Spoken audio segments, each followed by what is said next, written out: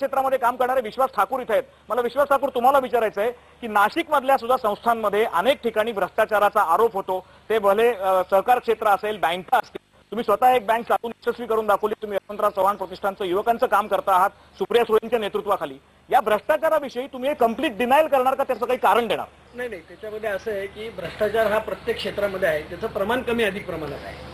सहकार चळवळ आपल्याला आपण जर नीट लक्षात घेतलं तर लक्षात येईल की संपूर्ण भारतामध्ये महाराष्ट्रात सहकार चळवळ ही मोठ्या प्रमाणावर फोफवलेली आहे. आणि महाराष्ट्रातले जे काही 2-4 जिल्हे आहेत की ज्याच्यामध्ये सहकार चळवळ अत्यंत मोठ्या प्रमाणावर प्रभावीपणे काम करते, त्याच्यामध्ये पुणे आहे, कोल्हापूर आहे, नाशिकचा सुद्धा नंबर आहे.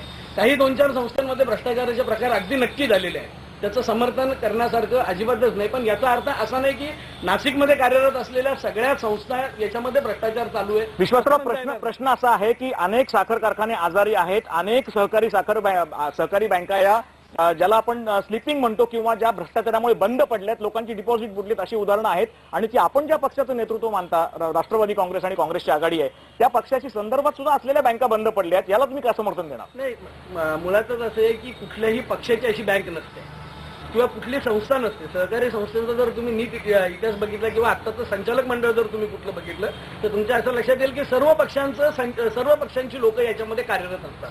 आणि तुम्ही जे सांगता त्याप्रमाणे मी त्या मताशी अजिबात सहमत नाही की मोठ्या प्रमाणावर बँका बंद आहेत. आज महाराष्ट्रामध्ये 670 बँका काम करतात. याच्यातल्या 50 ते 60 बँकांना प्रॉब्लेम आहे. साखर कारखान्यांच्या बाबतीत काय म्हणाल? साखर कारखान्यांच्या बाबतीतला माझा अभ्यास मोठा नाही. तिथं आता डॉक्टर पवार तुमच्या समोरच आहे.